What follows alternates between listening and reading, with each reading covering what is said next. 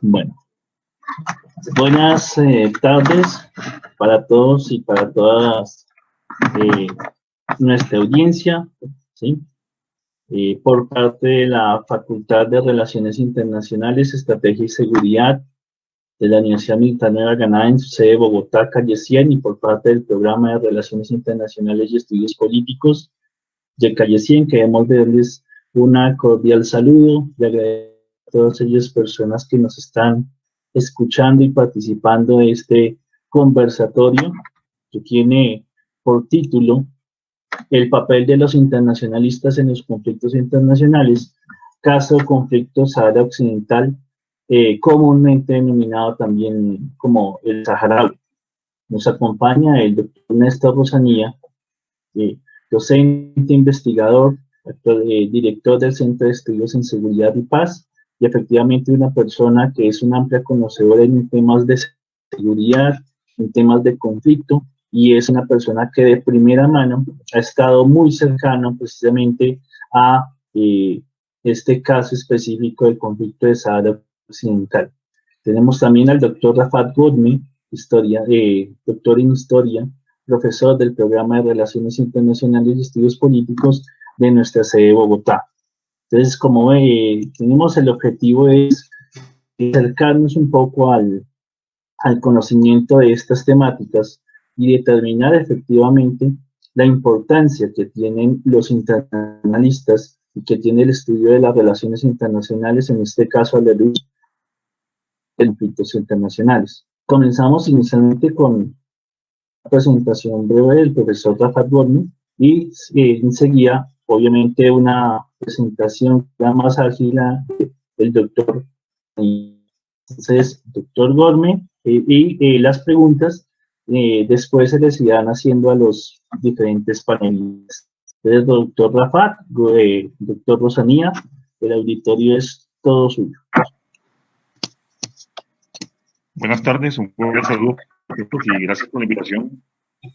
Y esperemos una charla y muy productiva, ojalá que sí, sobre este tema tan delicado, tan crítico, sobre una injusticia tan grande que se ha cometido con el pueblo saharaui.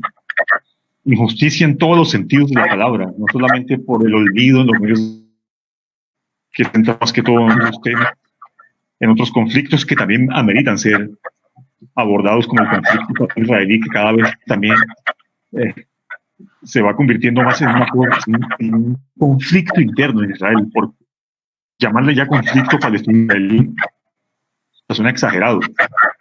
Pero el hecho es que el conflicto del Sahara Occidental ha sido marginado, no es muy conocido, a pesar de toda la atrocidad, de toda la inhumanidad, la vergonzosa y sistemática violación a los derechos que hay en esa región del mundo, no solamente los derechos humanos del pueblo saharaui, sino también la constante violación al derecho internacional. Entre otras cosas porque en 1975 la CIJ, la Corte Internacional de Justicia, anuló cualquier pretensión del gobierno marroquí sobre el territorio del Sahara, ¿no? Más otras resoluciones de Naciones Unidas que exhortan a Marruecos a llevar a cabo el proceso de descolonización tal y como se propuso en la década de 1960 y 1970. Entonces, un propósito muy importante de este tema, creo que hay un ruido por allá de fondo. Pero si puedes apagar el micrófono, por favor. Vale. Qué pena, gracias.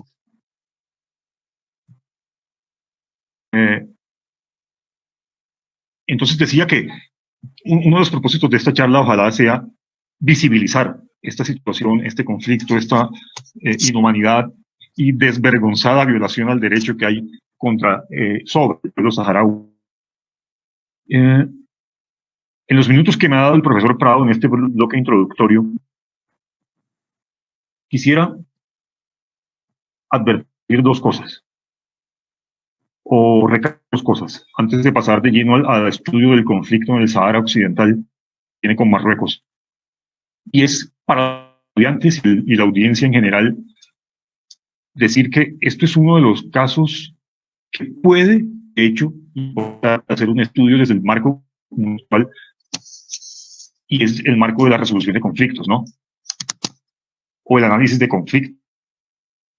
Eso es algo que ustedes ven a lo largo de la carrera en el tema como resolución y negociación de conflictos, pero vale la pena aclarar una cosa, y es que el rol que tenemos los internacionalistas en los conflictos internacionales es muy importante.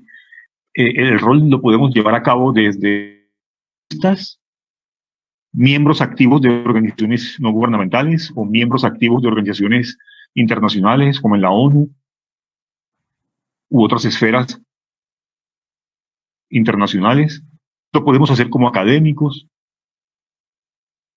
ejerciendo presión, movilizando.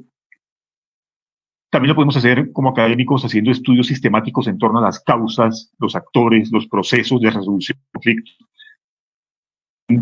O hay una metodología de resolución de conflictos que es muy usada, por cierto, la de mapeo, se llama así, conflictos, que es una herramienta muy usada por los expertos en resolución de conflictos y, como les decía, se basa en un estudio sistemático sobre las causas, actores, procesos de resolución de conflictos, en fin, cómo manejar un conflicto, cómo hacer que los actores sentados en una mesa de negociación identifiquen sus objetivos o metas reales o realísticas más bien, porque a veces los actores en conflicto se dan cuenta que llegan a puntos muertos o que si siguen con las políticas que adoptan en el transcurso o el desarrollo del conflicto, pues no van a llegar a ninguna parte. Esta metodología también, yo aconsejo a mis estudiantes que a esta metodología la despojen de las distintas visiones eurocéntricas que hay en torno al mapeo de conflictos, sobre todo en el aspecto llamado causas y actores, procesos. Porque sucede que de estudios de conflictos dominantes se suelen omitir aspectos muy importantes como, por ejemplo, de las grandes potencias. En conflictos armados internos, la literatura dominante suele decir que ese conflicto armado interno está delineado, marcado al interior de la frontera de ese conflicto interno. Y por eso lo llaman conflicto interno, por cierto. Es obvio. Pero el punto aquí no es ese. El punto es que, a pesar de que es un conflicto de naturaleza interna, el hecho es que yo he hecho muchos estudios de caso de conflictos armados internos y en más del 90%, o póngale 9 de cada 10, me he encontrado que no hay ninguno que escape a la lógica internacional, es decir, a la injerencia de una gran potencia. Y un enfoque que no reconozca esto, un enfoque que no incorpore el rol de las grandes potencias, pues termina siendo un enfoque eurocéntrico. ¿En qué sentido eurocéntrico? En el sentido de que disimula o esconde la variable que no le gusta mucho a los intelectuales liberales, esa variable llamada imperialismo, ¿no? No les gusta. Se abren los ojos, saltan cuando se usa la palabra imperialismo, pero es una variable analítica, es una variable académica que tiene de raro. El imperialismo es cuando una potencia interviene en los asuntos internos, en la soberanía de otro país. Simple. Y suele ser que esa variable es muy importante. Y como les voy a mostrar más adelante cuando hablemos del conflicto entre el Sahara Occidental y Marruecos, en efecto, una de las razones por las cuales Marruecos, desde 1975 hasta hoy, ha hecho lo que ha querido, se ha saltado el derecho internacional, ha reprimido al pueblo saharaui, lo ha masacrado, lo ha desplazado. En realidad, gran parte de la explicación se debe al apoyo de las grandes potencias, dependiendo del contexto. En 1975 fue Estados Unidos, pues no podía faltar. De hecho, seguramente Néstor lo va a comentar más adelante, la llamada Marcha Verde, ¿no? De 1975, que es cuando el gobierno marroquí promueve el desplazamiento de 350.000, si bien recuerdo, 350.000 ciudadanos marroquíes hacia el Sahara Occidental para ocuparlo, para poblarlo, para controlarlo a través de esa variable demográfica. Pero esos 350.000 marroquíes que se establecieron después, o poco menos realmente, fue un plan financiado por Estados Unidos, equipado por Estados Unidos. Ahora, en la evolución del conflicto entre el Sahara Occidental y Marruecos, hoy, 2020, el rol de Estados Unidos es más ambiguo, para ser sincero. Estados Unidos está como en un punto en que apoyamos a Marruecos, apoyamos la descolonización del Sahara Occidental. Pero en últimas, lo que hablan son los hechos, y los hechos es que sigue apoyando decisivamente a Marruecos. Pero entonces era ese ejemplo que les quería mostrar de cómo la variable internacional, la injerencia de las grandes potencias, desempeña un rol muy importante en la génesis u origen de un conflicto, su desarrollo y evolución, y también finalización. De hecho, muchos conflictos terminan es cuando una gran potencia deja de apoyar a uno de los bandos enfrentados. En esos estudios de caso que yo he hecho con bastante profundidad, he notado que un gran porcentaje de conflictos armados internos, entre comillas internos, ya les dije por qué, me he dado cuenta que en la gran mayoría o una buena parte de esos casos, el conflicto se ha estancado. Los países en conflicto han sufrido serias crisis económicas de recesión, justo por la participación de una gran potencia. Y a la inversa, el conflicto ha tendido a superarse o a solucionarse cuando esa gran potencia deja de apoyar a uno de los bandos. Volvamos nuevamente al ejemplo del conflicto, de esa cosa llamada conflicto palestino-israelí. El día que Estados Unidos deje de apoyar a Israel decisivamente, pues, con toda seguridad, ese conflicto puede acabar. Simple, simple. Entonces, profesor Prado, yo quería hacer esta primera introducción acerca del rol que tenemos los internacionalistas en el abordaje de los conflictos, que repito y redondeo, lo podemos hacer como activistas, trabajando en una organización internacional, una ONG, o trabajando directamente en el terreno con los pueblos que están sufriendo el conflicto de primera mano, o lo podemos hacer como académicos visibilizándolo, pero visibilizándolo a través de un enfoque no eurocéntrico. Porque si un analista que se precisa ser un académico serio o independiente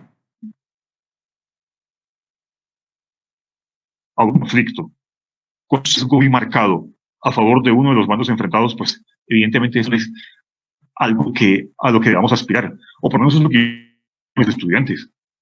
Profesor Prado. Bueno, gracias, doctor Rafat. Entonces le damos la palabra al profesor Rosanía, y antes de darle la palabra me permito también que nos dé pronto su opinión, ¿sí?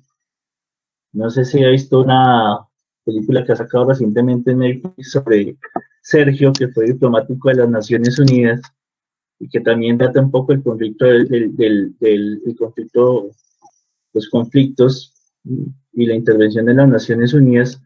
Y si, digamos, lo ve que de pronto es como una visión demasiado romántica de la participación de los internacionalistas en estos procesos. ¿Se refiere a la película en la que hubo un escándalo de corrupción en Irak con petróleo por alimentos? ¿Esa película? La de Sergio. Dejémosla así, ya después miramos. Bueno, pues sí, ok. Bueno, buenas tardes para el profesor Rafat, para el profesor Carlos, para las personas que nos acompañan. Un cordial saludo también porque sé que ahí están conectados. Está un gran amigo Mokhtar, un saharaui, que fue diplomático en Colombia, ahora está en la Ciudad de México. Nuestro nuevo diplomático saharaui que nos va a acompañar ahora acá en Colombia. Los amigos de la Asociación del Pueblo Saharaui que también están por acá.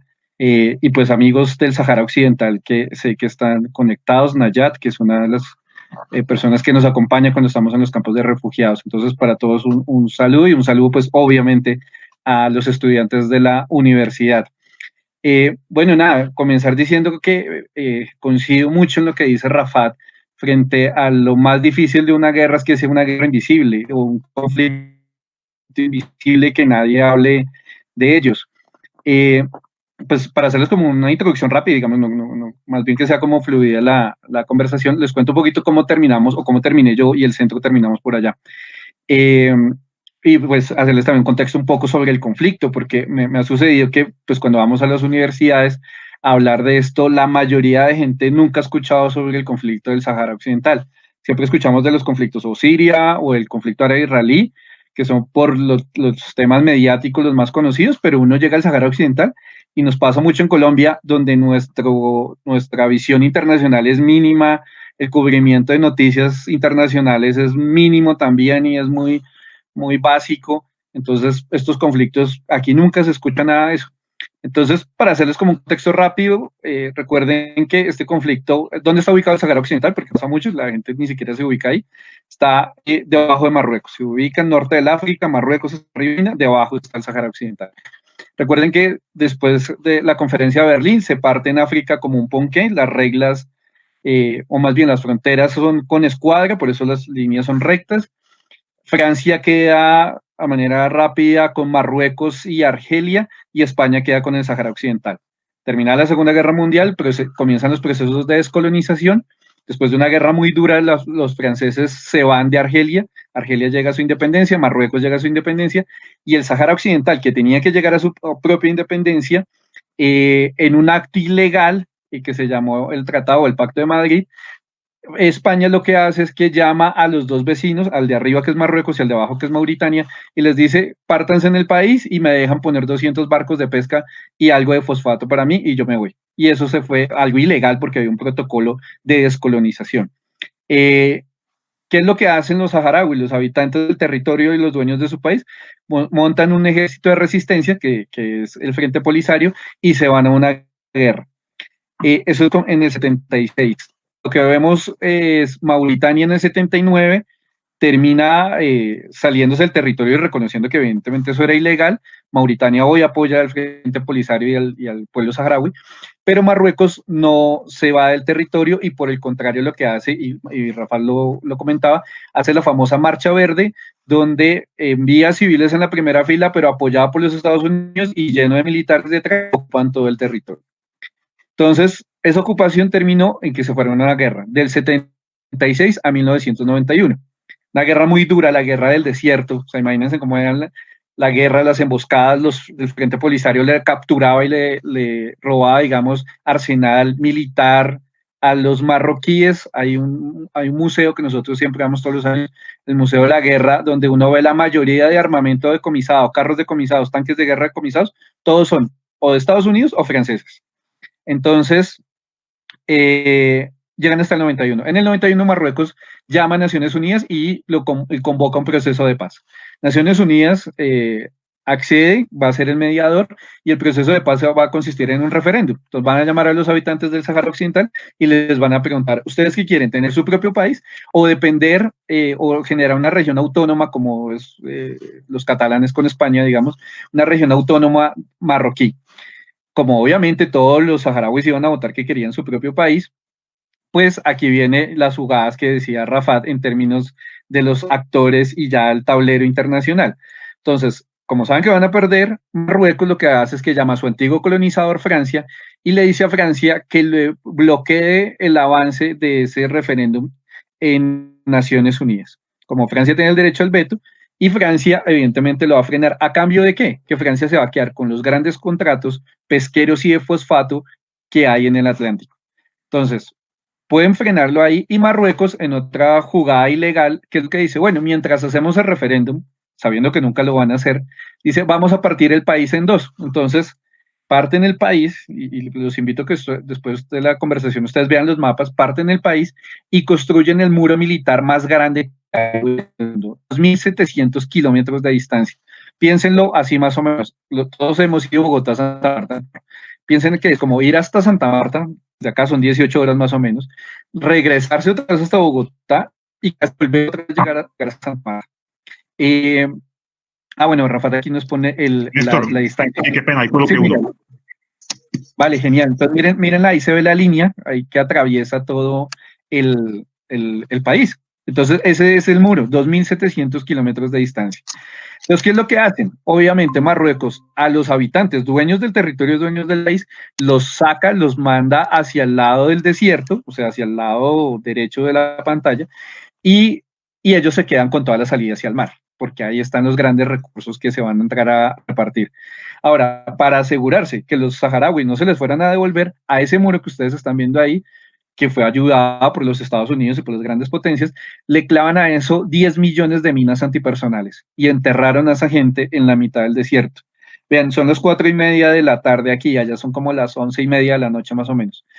Esas personas a esta hora están sentadas esperando que se haga el famoso referéndum que viene desde el año de 1991 y que no se va a hacer porque Francia está metida en la mitad y, como lo decía Rafat, los intereses de Estados Unidos, que cada vez son más ambiguos, pero en general no se ha decidido apoyar la legalidad, que esto es un tema de legalidad. ¿Qué dicen hoy los saharauis? No nos regalen el territorio, convoquen el referéndum y hagamos el referéndum. Y el resultado del referéndum lo cumplimos. Obviamente ellos no están interesados en hacer el referéndum. Entonces, ese es como el mapa del conflicto para que lo tengan como presente. Ahora, lo segundo, ¿por qué nosotros llegamos allá? Ellos son, y tienen una característica especial, son los únicos, bueno, al lado de los de Guinea, son los únicos africanos que hablan español, porque fueron colonia española, el resto no. Entonces, como tenemos el idioma en común, ellos han girado su política exterior o intentar girar su política exterior hacia América Latina, ya que el idioma nos puede unir y digamos, hay unos lazos ahí. Entonces, ellos crearon una estrategia que fue de visualización del conflicto, como lo decía Rafat. Entonces, de América Latina empezaron a llevar grupos de líderes de opinión para que conocieran su conflicto y al regresar a sus países, pues hicieran como una divulgación que existen. Y el conflicto está ahí digamos, en una burbuja en el tiempo y que y ellos dicen, como acá no hay muertos, pues nadie le presta atención a esto. Entonces, en el año 2017 fuimos 5 colombianos, fue el senador Velasco, Clara Rojas, Laura Gil del Tiempo, Diana Uribe de Caracol y yo fui por Cable Noticias. Entonces, fuimos, conocimos el conflicto y al regreso, pues empezamos a hacer como una divulgación y nosotros desde el Centro de Estudios en Seguridad y Paz podemos construir un convenio con el gobierno de Sáhara Occidental y empezar a llevar grupos de académicos, de estudiantes de pregrado, posgrado, periodistas y gente interesada en estos temas. Y todos los octubres estamos yendo a los campos de refugiados en el Sáhara Occidental. Entonces allá nos explican el conflicto, vamos al muro, conocemos el muro, que es una cosa impresionante. Y tenemos reuniones con Naciones Unidas, con ACNUR, con la Media Luna Roja, con diferentes instancias del gobierno saharaui, que nos cuentan también cómo es tener un gobierno en el exilio, porque ellos, ¿dónde están viviendo? Si ustedes ven en el mapa que nos puso Rafat, es más o menos, bueno, ven Esmara desde el otro lado, ¿no? Es desde el lado ocupado. Arriba, donde está Mabás, un poco más a la derecha, ahí queda Argelia, y los campos de refugiados hoy están en Argelia. O sea, realmente uno no entra o no está todo el tiempo en el Sáhara Occidental, estás en territorio argelino, donde los argelinos les prestaron un espacio y los refugiados se hicieron ahí. Hoy ese campo de refugiados de 250.000 personas. Imagínense lo que es sostener un campo de refugiados tan grande. ¿De qué viven? Fundamentalmente de la cooperación argelina, es el 90% de la cooperación, o sea, esos son los alimentos que llegan ahí, y un 10% está entre Unión Europea, ACNUR, Media Luna Roja y ONGs internacionales. Más o menos entre eso se divide el 10% faltante. Pero el músculo grande pues lo tiene Argelia, que es el que ayuda a sostener el campo de refugiados. Entonces, ese es como el escenario que les quería como plantear, y a partir de eso, digamos, ya como comenzar un poquito como la conversación. Rafat.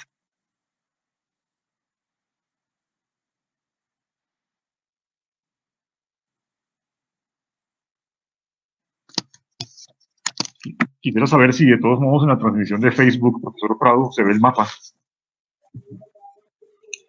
Sí, se visualiza el mapa, sí. Ah, bueno, listo.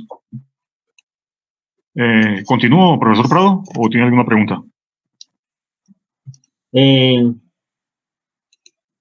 tengo algo que decir, si me lo permite. Sí, siga, doctor. Sí, bueno, quiero complementar algo que decía Néstor. Digamos que uno puede sintetizar el origen del conflicto entre Marruecos y el Sahara Occidental en dos grandes variables. Dos grandes variables que desde el origen hasta hoy siguen vigentes. La primera gran variable es la tesis ideológica, llamémoslo así. Entre los expertos en el conflicto se discute todavía si esta variable ideológica es realmente trascendente o inmanente, que es el uso del lenguaje. Porque como ustedes saben, en el lenguaje académico existen dos formas de hablar de ideologías. Una ideología como un instrumento para expandir una política racional, puede ser económica o geopolítica, y en ese caso la ideología simplemente juega el papel de un mero instrumento para la dominación, ¿no?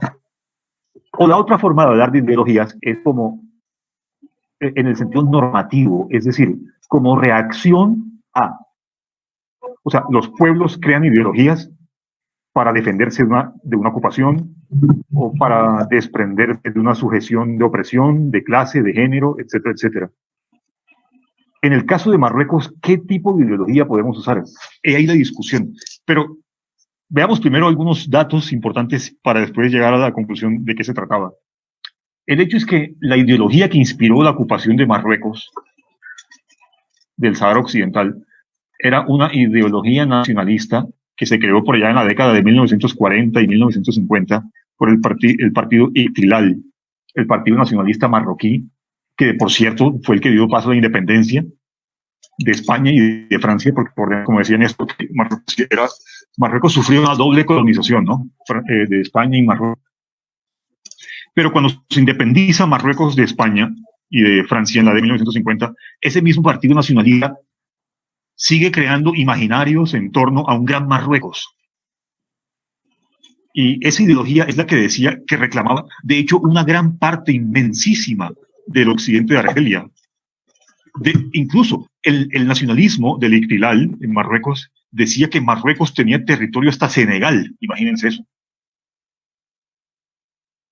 Y, por supuesto, el Sahara. Ese era, digamos que el gran Marruecos, así es como se resume geopolíticamente la ideología nacionalista de Marruecos que surgió justamente en la década de 1940 y 1950.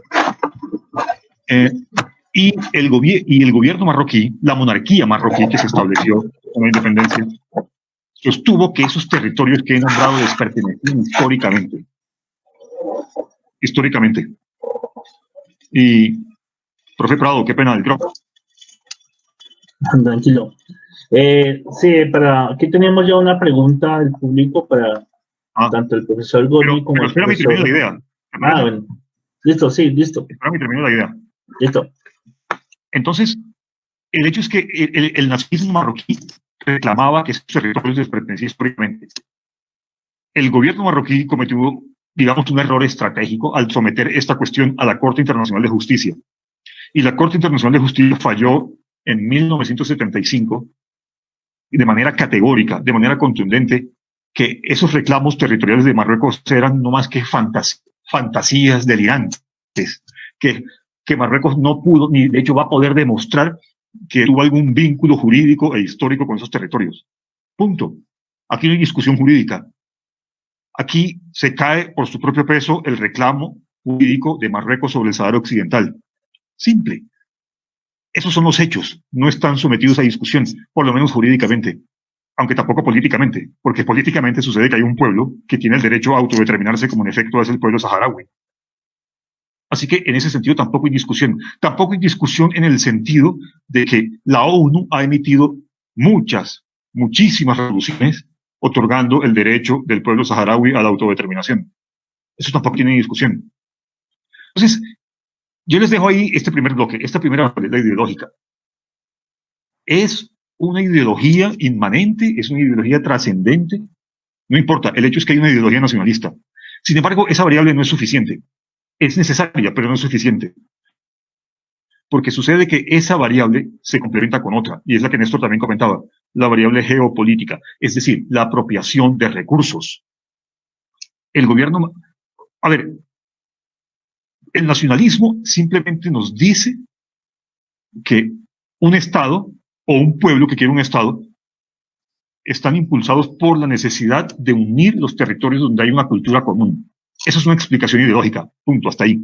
Pero la explicación geopolítica dice que hay otros tipos de variables que pueden impulsar una conducta. Y es, volvamos al mapa nuevamente. Este mapa tiene la importancia de mostrar justo la geopolítica del conflicto. Lo que ven ustedes en la línea como anaranjada es el muro. Está al este, o sea, a la derecha, es el territorio que ocupan los saharauis, el llamado territorio libre saharaui.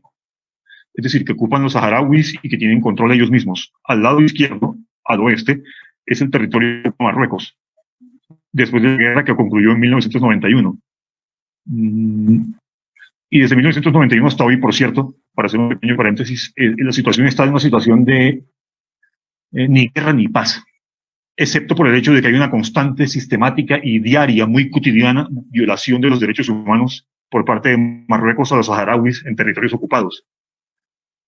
Y aunque el muro también es una forma de violar el derecho internacional humanitario, ¿no? Porque el muro es un bloqueo, como ocurre, por ejemplo, con Gaza, lo que hace Israel con Gaza, ¿no? La gente piensa que porque Gaza no está, la situación es mejor que en Cisjordania, pero no. El bloqueo también implica una brutal violación del derecho internacional humanitario, por cierto. Pero miren aquí, en la geopolítica, y ya Prado ya te doy la palabra.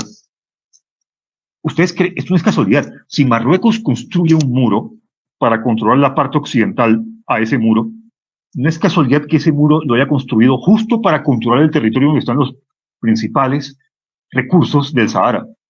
El fosfato, como decía Néstor. Es así de simple. Y esta tesis también queda aprobada por el hecho de que los descubrimientos de recursos como el fosfato y el petróleo datan de mediados del siglo XX o antes. O sea, paralelo a la ideología nacionalista de Marruecos. Así que, como mínimo, yo creería que las dos tesis se complementan. La geopolítica y la ideológica. Profesor Prado.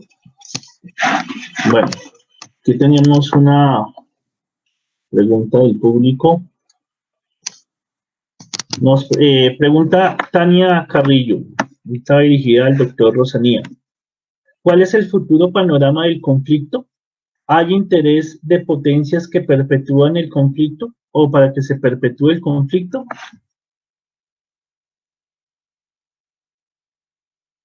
Bueno, esa pregunta va muy ligada a lo que hablaba ahorita Rafa, desde el 91, un conflicto que queda en el limbo, un conflicto que queda ahí estacionado en el tiempo y que desde el lado del Sahara Occidental los saharauis han intentado llevarlo por la vía legal, la vía jurídica de Naciones Unidas, Asamblea General, Consejo de Seguridad de Naciones Unidas, y lo que se ha visto es que, bueno, hay un actor que no hemos mencionado, una entidad más bien, sí, como un actor, que es la MINURSO, ¿no? Naciones Unidas construyó una organización que es la encargada de desarrollar el referéndum del Sahara Occidental. Entonces, esa misión de Naciones Unidas ha tenido diferentes directores y los han ido rotando en el tiempo, pero desde el 91 a hoy, pues no hay unos resultados tangibles. En algún momento se decía que ya Estados Unidos iba a empezar a avanzar. ¿En qué sentido? En que tenía una organización burocrática que no da resultados y que le cuesta mucho a Estados Unidos, porque finalmente es uno de los que termina pagando eso, y que eso no avanzaba, que pues generaba un gasto grande. Pero por el otro lado, lo que sí se ve y cuando uno vaya y pues ve las cifras, y Rafael lo mencionaba, es las grandes sumas que deja la explotación del fosfato. Les cuento esto, cuando nos reunimos con uno de los delegados del gobierno, como con el ministro de Economía de allá, del Sahara Occidental, nos hicieron una excelente exposición porque ellos pudieron cuantificar cuánto es la explotación, cuáles son las principales empresas que hacen la explotación del fosfato, y les hablo que son millones de dólares al día que están ganando los marroquíes con la explotación de la transnacional pesquera y el fosfato. Entonces, ahí lo que hay de fondo son temas económicos, hay temas geopolíticos y hay muchas transnacionales que son las que están detrás de eso.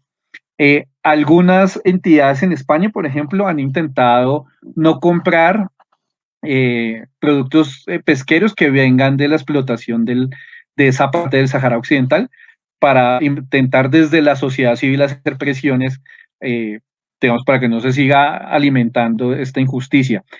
Pero yo creo que en el tiempo, y Rafael comenzó hablando de eso, lo que necesitamos es una decisión política de las grandes potencias. No va a ser ni siquiera por una vía del derecho, es por una vía de, entre comillas, moneda de cambio. O sea, yo lo he visto como analista internacional así. Eh, los conflictos de los países satélites finalmente se resuelven es porque son producto de la negociación de las grandes potencias. Entonces, el día que Francia tenga que negociar algo muy grande con Estados Unidos, con los del Consejo de Seguridad de Naciones Unidas, y en algún momento haya una moneda de cambio que sea el conflicto del Sahara Occidental, se podría llegar a destrabar. Pero mientras que las grandes potencias no tomen la decisión, pues finalmente no va a avanzar eso en el Consejo de Seguridad de Naciones Unidas. Ahora, ¿cuál es el riesgo? Y este es el mayor miedo que nosotros tenemos. Esto es lo que más trabajamos, que nosotros trabajamos en temas de construcción de paz. ¿Y es cuál? Las personas mayores que vivieron la guerra, y siempre hablando con ellos siempre dicen, no, la vía es la vía legal, la vía del derecho internacional. Pero los chicos, los jóvenes que nacieron en esos campamentos, que viven en una cantidad de dificultades, y que les cuentan toda la historia de toda la injusticia que han vivido, y que al otro lado del muro está su país, con todas las riquezas naturales que podrían vivir mucho mejor, y no estar en un campo de refugiados en una esquina de Argelia, pues esos chicos podrían llegar a tomar la decisión de tomar las armas. En una lógica de rompamos ese muro, nos pasamos al otro lado y por lo menos esto se destraba y volvemos a estar en el escenario internacional. Entonces, hablando con algunos de ellos que tienen esa posición, nosotros siempre les decimos, bueno, esto ya no es la guerra del desierto, un conflicto aquí sería un baño de sangre, eso no sé ni pensarlo. Pero la respuesta a ellos es, y es la pregunta que nos hacía la persona, es, bueno, entonces que nos quedamos eternamente aquí, es que ya vamos desde el 91 y vamos en el 2020, y esto no avanza un centímetro. Entonces, yo creo que en este conflicto se está jugando el filo de la navaja, porque ha sido un pueblo paciente, pacífico, por la vía del derecho y la justicia, pero llegarán a algún punto que ojalá no pase, pero llegaría a un punto muy grave donde esto volviera a tomarse o a reiniciarse un conflicto por parte y por culpa más bien del silencio cómplice de las Naciones Unidas y las grandes potencias que todos los días están facturando millones a partir de esos recursos naturales.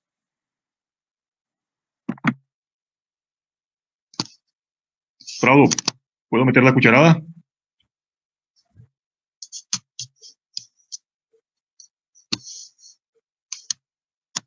Bueno, yo complemento. ¿Cómo? Sí, siga. Yo, Rafael, ya ahorita hago una pregunta. Bueno, voy a complementar algo. Sí, estoy de acuerdo con lo que dicen esto. Digamos que en la Guerra Fría, la razón por la cual Estados Unidos apoya la colonización del Sahara Occidental por parte de Marruecos, como comentábamos anteriormente, se dio con la Gran Marcha, la Marcha Verde de 1975, fue justamente por eso, desde Guerra Fría, por razones geopolíticas. Estados Unidos buscaba consolidar la alianza con Marruecos como un importante activo estratégico frente a la supuesta, nunca comprobada, supuesta expansión de la Unión Soviética en África. Pero, en efecto, eso fue Kissinger, eso está más que documentado. De hecho, el movimiento saharaui nacionalista del Frente Polisario ha documentado esto perfectamente.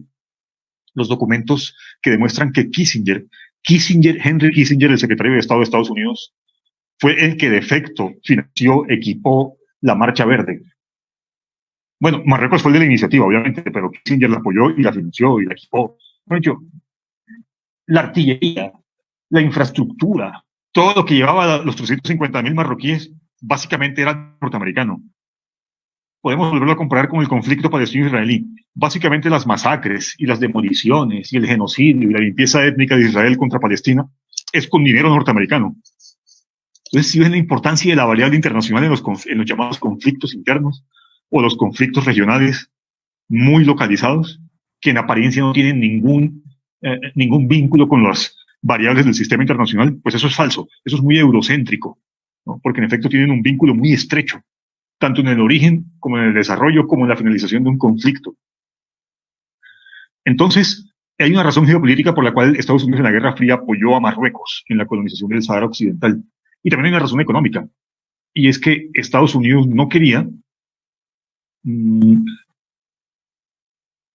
que esos recursos con los que contaba el Sahara Occidental cayeran en manos de un pequeño estado, el Sahara Occidental, que o pudiera estar controlado por la vieja potencia metropolitana, o sea, España, o que pudiera pasar a ser controlado por la Unión Soviética. Así que aquí también hay una lógica muy económica, o una lógica geoeconómica, para sintetizarlo. Y esa misma lógica cambia, la primera parte de la lógica cambia después de la Guerra Fría, porque desaparece la Unión Soviética.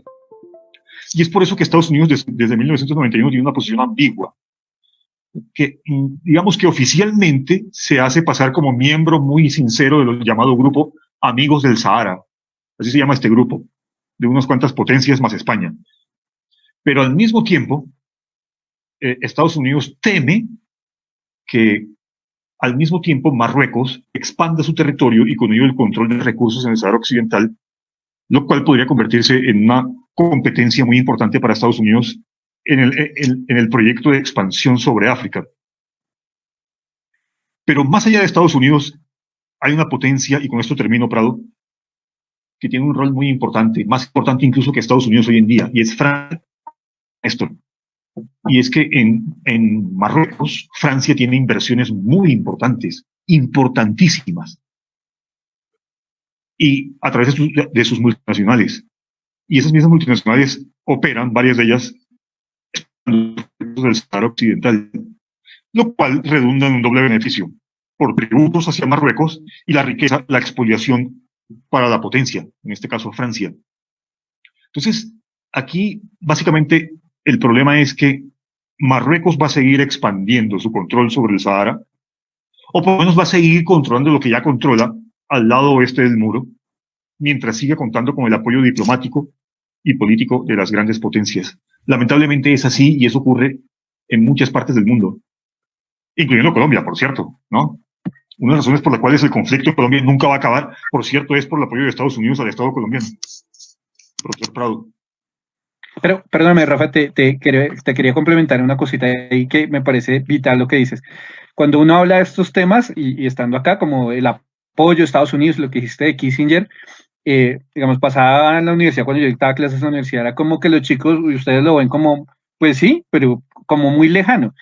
Y les comentaba a manera de anécdota, cuando uno va al Museo de la Guerra y ve todo el material de guerra, o sea, lo que dice Rafa, el Jeep americano, la marca Jeep, armamento americano, armamento francés, tanques que venían de la Segunda Guerra Mundial, americanos y franceses, o sea, todo Marruecos era puesto por las grandes potencias, todo su armamento.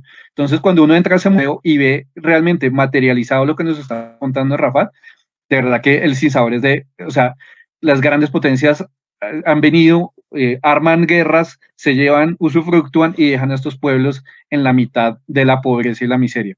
Y una segunda variable que decía Rafa, que me parece también interesante verla así. Nosotros, o sea, uno cuando comienza a analizar este conflicto, es un conflicto directo, digamos, Sahara Occidental, Marruecos. Pero en una segunda dimensión se convierte en un conflicto regional.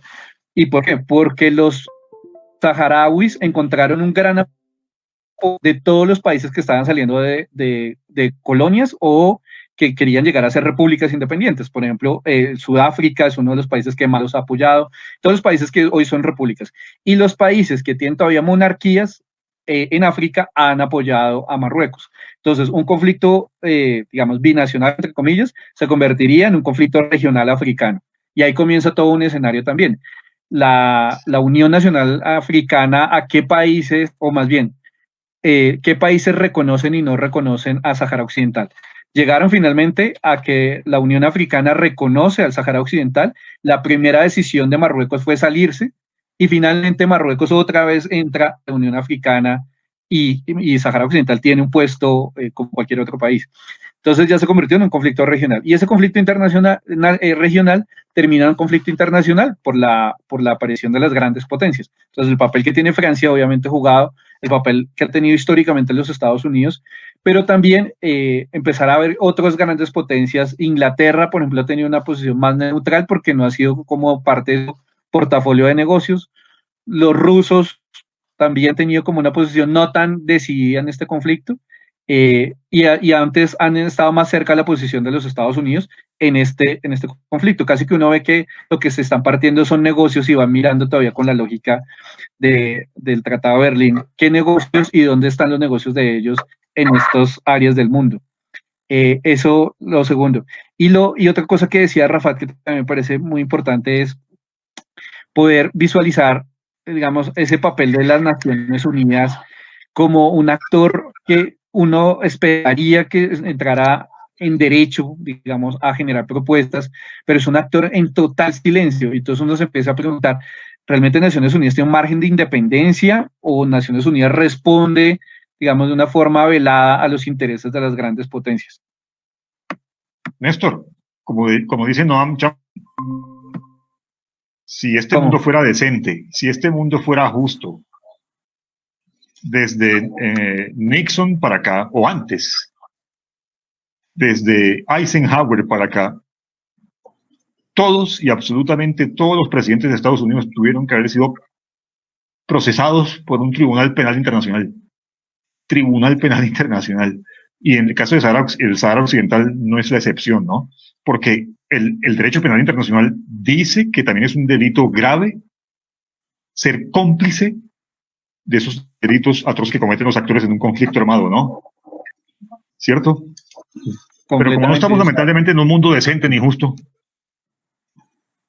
Yo comparto eso, Bueno, esa exposición y con una frase que pues escribí en estos días para un periódico, y era que uno cuando va a la universidad piensa que y le enseñan desde el derecho, la equidad y la justicia, y cuando llega a la vida real se da cuenta que simplemente son negocios de las más fuertes, y el resto estamos al bando de los negocios y las decisiones de las potencias. Sí.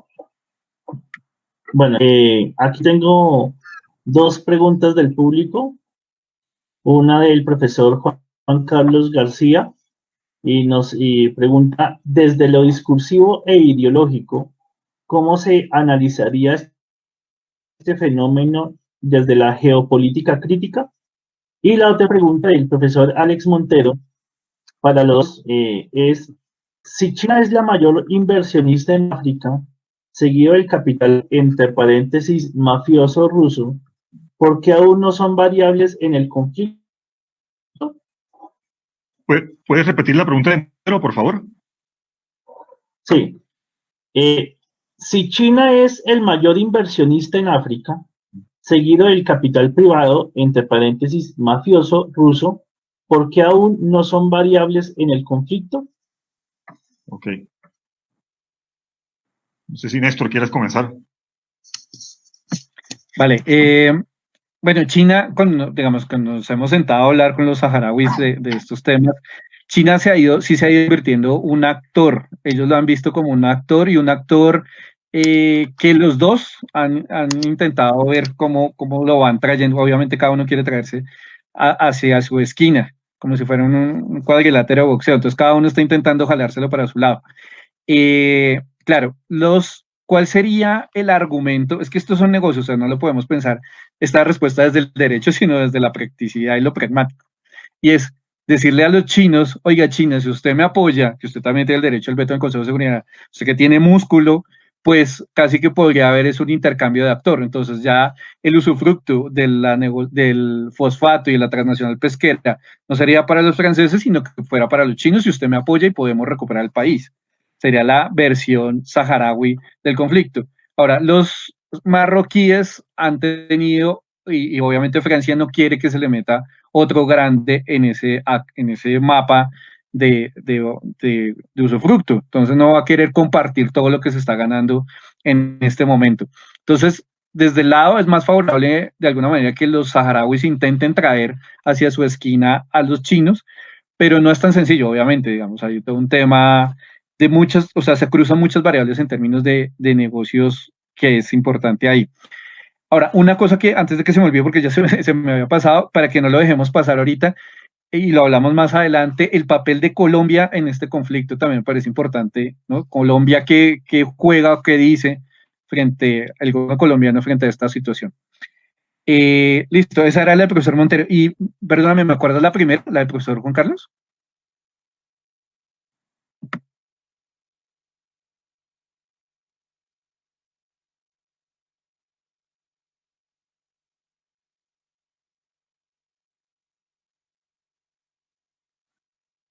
Hola, hola. ¿Cómo, sí, desde lo discursivo ideológico, cómo se analizaría este fenómeno desde la geopolítica crítica?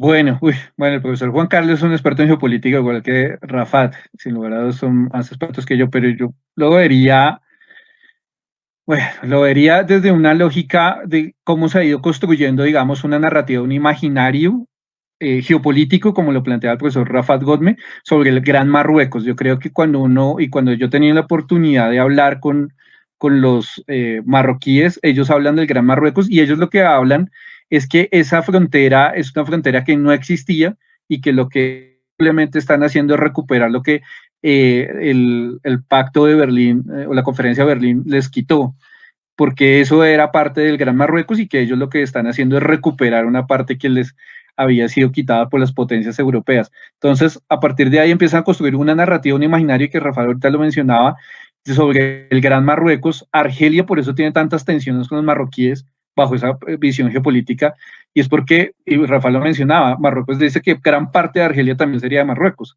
Argelia, como potencia militar del norte de África, sí se les ha parado de frente y su apoyo hacia los saharauis pues ha generado más tensiones. Entonces yo creo que la visión geopolítica discursiva que vemos ahí es la del Gran Marruecos, y con ese discurso es, digamos, el sustento ideológico que intentan tener ahí frente a esa invasión. Sí, de acuerdo. El profesor Juan Carlos trae a colación un concepto muy importante que es el de geopolítica crítica, y la geopolítica crítica básicamente se resume como una disciplina, o bueno, una disciplina no, una tendencia o escuela dentro de la disciplina geopolítica, que básicamente lo que hace es sintetizar la concepción clásica con la concepción contemporánea o posmoderna, llamémoslo así. Y es la geopolítica clásica, ¿qué es lo que hace? Estudia las prácticas y procesos en las que los actores geopolíticos ocupan, controlan, organizan, protegen, compiten por el territorio y los recursos que hay en ese territorio. ¿Cierto? Esa es la geopolítica clásica. ¿Y qué hace la geopolítica crítica? Toma esa definición de la clásica y la agrega también un segundo aspecto muy importante, y es las distintas, muy variadas formas de conocimiento, discursos, representaciones, ideologías que sirven también para articular, para apropiar, para controlar un territorio, y sobre todo las formas de relaciones de poder que se generan en esos procesos geopolíticos. Así que, si decimos que eso es la geopolítica crítica, entonces básicamente aquí lo que importa es decir que en efecto las dos tesis que yo planteaba al inicio, la ideológica, o sea, el nacionalismo, y la económica, la apropiación de recursos, básicamente es lo que hace que Marruecos haya decidido apostarle a la colonización del Sahara Occidental desde la década de 1950 o un poco antes, cosa que solo se ve en 1975, cuando justamente Marruecos aprovecha de la debilidad y la retirada española del Sahara, ¿no? Pero aquí o sea, desde el punto de vista de la geopolítica crítica, como decía Néstor, lo verdaderamente importante es cómo a partir de un discurso, cómo a partir de un imaginario geopolítico, aún se puede discutir, lo dije anteriormente, se puede discutir si era un discurso o un imaginario inmanente, o más bien era un instrumento para racionalizar la conquista. No importa, el hecho es que se recurrió a ese discurso para justificar, para tratar de legitimar la conquista del Sahara Occidental. Fue justamente el discurso del Iktilal, el Partido Nacionalista Marroquí, en torno a un gran Marruecos. Un gran Marruecos que, por cierto, ya lo dije, solamente existía en la mente de los nacionalistas marroquíes. Y en cuanto a lo que decía el profesor Montero, estoy de acuerdo. El capitalismo chino el capitalismo ruso, como decía Montero, es mafioso, no tengo ninguna duda. Y yo agregaría otra cosa, doctor Montero. El capitalismo pirata chino. El capitalismo pirata, como dice el profesor Sanín. El capitalismo pirata, un capitalismo pirata, y que esto no suene a xenofobia, sinofobia, pero de eso es lo que nos ha inundado China, ¿no? De productos piratas, de coronavirus. No, mentira, esto puede sonar a xenofobia, así que mejor no lo digo. Al estilo de Trump, el presidente del profesor Prado, que el coronavirus lo exportó China al mundo. Por cierto, quiero aclarar un paréntesis pequeño. Ese cuentico que andan por ahí diciendo que China hizo todo maravillosamente, falso, eso es pura paja, puro cuento. China hizo todo muy mal. Bueno, lo único bueno que hizo China fue avisar a la OMS temprano, hay que decirlo, por allá como el 7 de enero del virus. Pero de ahí en adelante todo mal. Dejó salir el virus. Eso es otro mito que se está creando, ¿no? O como Claudia Nayibe en Bogotá. ¡Bravo! ¡Aplaudamos! Bueno, ¡Qué maravillosa presidenta! ¿No? Otro mito y absurdo, además. Pero bueno, ese ejemplo para yo ir en 8 días. No, ese es el abrebocas. Aquí no sé. Sí, un abrebocas para ir ambientando la audiencia. En 8 días tenemos un debate sobre Bogotá, ¿no? Los invitamos. Bueno, pero cierro el paréntesis. Bueno. Tenemos aquí. Perdón, Prado, ¿sí? Le respondo a Montero. La razón por la cual China no ha adoptado un papel más activo en el conflicto entre Marruecos y Sahara es básicamente por lo que China hace geopolíticamente en el resto del mundo. A China solamente le interesan los negocios, no interfiere en los demás asuntos. Excepto que en la geopolítica de ese conflicto tenga un interés vital en torno a la contención de Estados Unidos, como por ejemplo lo que hace en Venezuela. Pero en el caso del Sahara, no hay tanta relevancia. Bueno, aquí tengo 2 preguntas más. Antes de las 2 preguntas, agradecerle entonces la participación al doctor Alexander Montero, quien es el asesor de la Embajada Palestina. Y tenemos entonces, pregunta de John Mario Alarcón: si el Consejo de Seguridad de las Naciones Unidas dictaminó a partir de un análisis jurídico que los acuerdos de Madrid no eran válidos y por lo tanto España aún mantenía la administración del Sahara Occidental, ¿cuáles son los efectos jurídicos para el Sahara Occidental y para Marruecos, que está presente en gran parte del territorio? Y la segunda es nuestra estudiante Jennifer Rosso, que nos pregunta: ¿la presencia de grupos terroristas como Al-Qaeda, Estado Islámico u otro en la región es una variable que se tiene en cuenta en el análisis del conflicto? Vale, bueno, de la primera pregunta, esa es mejor dicho, la pregunta nos la hacemos todos. Naciones Unidas construyó un modelo de descolonización y había un paso a paso y un camino que tenían que seguir las potencias en la descolonización. No olvidemos que este es el último caso de descolonización de África que no se ha podido hacer, porque el resto de todos los países terminaron ya descolonizados.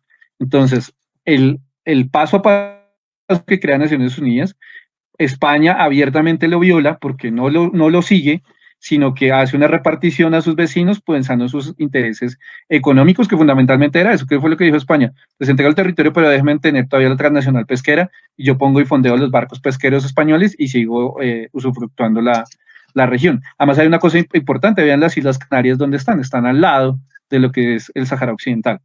Entonces,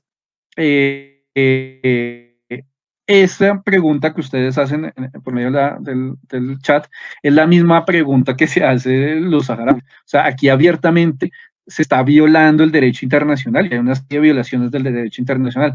Rafael ahorita lo mencionaba, esto llegó a la Corte Internacional de Justicia, saca una sentencia donde dice que todo esto es ilegal y no pasa, que por eso les decía, es impresionante cómo todo el derecho internacional público Marruecos lo ignora porque tiene a Francia, y Francia tiene el veto en el Consejo de Seguridad de Naciones Unidas. Casi que esa es la lógica de este conflicto. O sea, el derecho aquí ha sido violado por todos y simplemente se sostienen en la gran potencia que alcanza. Ahora, listo. Y la segunda pregunta de una vez. Cuando nosotros llegamos, obviamente, pues uno llega a norte de África, pues con ciertas previsiones en temas de seguridad, todo lo que tenemos en los medios. Las primeras preguntas era eso, digamos, Al-Qaeda Islámico, ¿qué posibilidades hay de que nos pase algo? Esa era la pregunta obvia. Hay 2 respuestas frente al tema de la seguridad. Primera respuesta, mucha gente nos la hace cuando acompañan a los campos de refugiados, y es: ¿qué pasa? Que no ha pasado desde el 99, pero ¿qué pasaría si se reactivara el conflicto entre Marruecos y el Sahara Occidental y nosotros estuviéramos acá? Como les decía, los campos de refugiados y donde nosotros nos quedamos están del lado argelino y tiene una lógica poner los campamentos ahí, que si llega a haber una reactivación, los refugiados, las familias, los niños, todas las personas no quedarían en medio de la zona de conflicto porque estarían del lado argelino. Si Marruecos entrara a Argelia, a donde están los campos de refugiados, pues ya sería un conflicto con un tercer actor, que es Argelia, y Argelia sí es la gran potencia militar del norte del África. Entonces, por eso es que se ponen los campamentos de ese lado. O sea, quiere decir, nunca no va a pasar, pero si llegara a pasar, pues uno estaría fuera de la línea de combate. Ahora, la segunda variable de seguridad es eso, grupos como el Estado Islámico, Al-Qaeda y demás. Yo cuando le preguntaba y uno de los funcionarios me hacía me da una muy buena respuesta, y aquí en Colombia lo vemos, nosotros que hacemos investigación del conflicto interno, es si uno hace un mapa, digamos, y lo contrapone o superpone por capas, ¿dónde están los principales recursos económicos? Ustedes ponen otra imagen encima de los grupos armados y van a ver que todos los grupos se paran donde hay recursos. Ustedes lo ven aquí en el caso colombiano. Todos los grupos que antes intentaban llegar a las principales ciudades, hoy donde está el grueso de las disidencias, tanto de los paras como de las FARC, y todos los grupos están en el Catatumbo buscando la salida de cocaína por Venezuela. Están parados en la costa pacífica nariñense y caucana buscando la salida de la droga por el Pacífico. Y están parados en la frontera con Panamá, donde están los caparros y todas las disidencias de los paras, buscando la salida a Centroamérica por Panamá. Entonces, ustedes van a ver eso, los grupos armados siempre buscan dónde están los recursos para generar modelos de financiación. Acá en esta parte donde están ellos no hay nada, o sea, no hay pasos de petróleo, no hay pasos de gas, no hay nada. Entonces ellos decían, por eso es que aquí no hay una amenaza de Al-Qaeda o Estado Islámico, en una lógica que no hay un modelo de financiación que pudieran buscar acá. Los campamentos afortunadamente no ha existido, lo que sí existió, y después se pudo comprobar, fue una cosa muy grave, fue que en los campos de refugiados lo que más hay es cooperación europea, ¿no? Digamos, esa cooperación de españoles, italianos, en un gran número, y intentaban hacer un secuestro, no me acuerdo, hace más de una década, y después eso, bueno, intentaron decir que era un secuestro de algún grupo como el Estado Islámico, algo así. Finalmente se supo que fue un secuestro de un comando marroquí para dañar la imagen de seguridad en los campos de refugiados y así afectar la cooperación. La persona fue liberada como a los 8 días, pero a partir de ahí, pues en los campos tienen todo un modelo y Argelia tiene todo un modelo y un protocolo de seguridad para llegar a los campamentos. Pero les cito estas situaciones porque no ha existido una amenaza real y tangible en esta zona de esta parte del conflicto. Y yo todos los años que voy, todos los años estamos investigando permanentemente si hay algún tipo de, digamos, de amenaza frente a eso. Ahora, y también se les dejo ahí planteado para tocar el tema de Colombia. ¿Saben qué temas sí hemos visto? No pasa exactamente por el campo de refugiados, pero sí hay una ruta que a su vez por Marruecos fundamentalmente, llega ahí cerca, o sea, llega a las costas que estamos viendo y ahí es el tema de la cocaína colombiana que llega hacia los puertos europeos. Un gran volumen está subiendo por Marruecos y por Argelia. Entonces, y ahí, digamos, esa cocaína es la que está saliendo por Brasil y por Venezuela.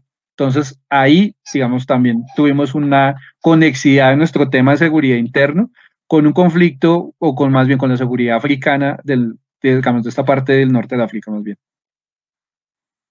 Sí, agrego una cosa.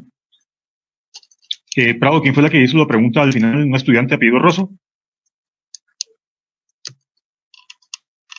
Sí.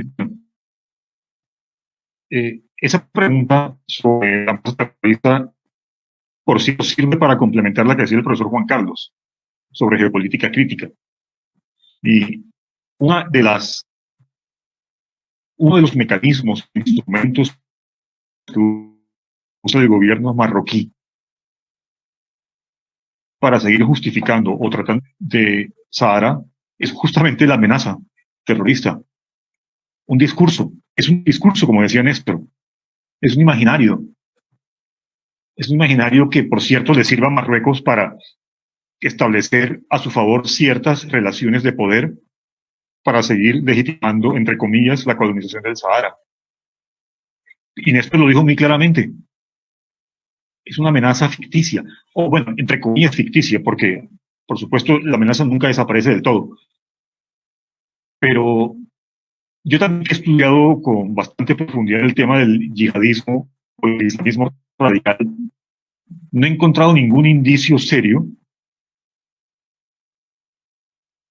sobre presencia islamista en el Sahara Occidental. Y tampoco, como decía Néstor, hay ningún indicio o antecedente serio de reclutamiento de yihadistas en los campos de refugiados en Argelia. Yo no lo conozco, Néstor. No sé si tú tengas algún antecedente registrado de reclutamiento, ¿no? No, Rafa, no. Y preguntamos mucho, esa es una de las preguntas que hacíamos, no solo porque uno le pregunta siempre a los gobiernos, o sea, cualquier gobierno pues siempre tiene una versión oficial, pero también lo preguntábamos con ONGs internacionales, con los mismos pobladores, digamos, con diferentes actores, y la constante era que no había un nivel de reclutamiento. O sea, por eso decían, y eso me parece muy rescatable esto, yo le preguntaba a una gran amiga mía, nosotros como nos quedamos en las casas de los refugiados, se convierte en la familia de uno, digamos. Yo siempre me quedo como en la misma casa, entonces se convierten como en los papás de uno mientras uno está allá. A la mamá de mi casa yo le preguntaba sobre eso y ella me daba una anécdota, y es que a los niños, cuando alguien decía Estado Islámico o Al Qaeda, para los niños chiquitos era como una amenaza muy grande y los niños salían corriendo para las casas. El coco. Entonces decían, es que no crean, o sea, ella siempre me ponía el ejemplo, era para decirme, en Occidente creen que es que aquí los aplaudimos, ¿no? Aquí los niños les da terror y la comunidad le da terror porque les tiene miedo. Entonces, temas de reclutamiento no, nada registrado. Profesor Prado, no sé si está por ahí.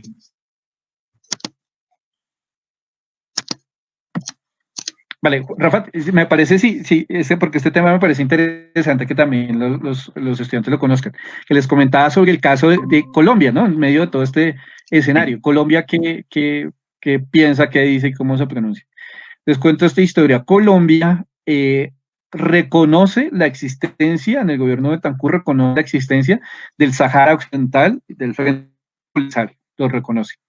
En el 84, entonces hace un reconocimiento. El año 2001, 2002, a la fecha, el presidente Andrés Paz, Colombia, de manera unilateral, y digamos sin una causa pues, visible, toma la decisión de congelar las relaciones, ¿no? Y ustedes saben que ese término es como muy colombiano, de congelar las relaciones, porque desde que, o sea, si ustedes lo conocen, ¿no? Desde el derecho internacional, si lo reconoció, ya no puede decir, no, mentira, no lo reconozco. Si ya lo reconoció, de por vida lo va a reconocer. Pero entonces Colombia jugó la violada, como decimos nosotros acá, de decir, no, bueno, ya lo reconocí, pero ahora congelo la relación. No, esa es una pregunta que se hace. Néstor, perdón, interrumpo. Me hiciste recordar la de Santos con Nicaragua, en el archipiélago de San Andrés, que usan la palabra inaplicabilidad, para no decir desacto, ¿no? Exactamente. Es como darle el sofisma ahí de la vaina. Entonces, Colombia, bueno, entonces los saharauis le preguntamos, ¿por qué no congelaron la relación normal? Y quedaron con la duda, y esa duda ha sido permanente. Pero aquí hay una anécdota buenísima que me contaron. Cuando mueren en Pastrana va a los funerales de Mandela en Sudáfrica, y le tocó al lado del presidente del Sahara Occidental. Entonces se puso a hablar con el presidente, pues a hablar de todo, geopolítica, temas seguramente, y salió el tema, y el saharaui le cuenta todo lo que ha vivido, situación tal. Pastrana, como conmocionado, le dice, oye, no, pero justo todo lo pasado, muy fuerte su pueblo, sostener esto sin la violencia y tal, y le da como una felicitación y le digo, no, presidente, lo que yo puedo les colaboro.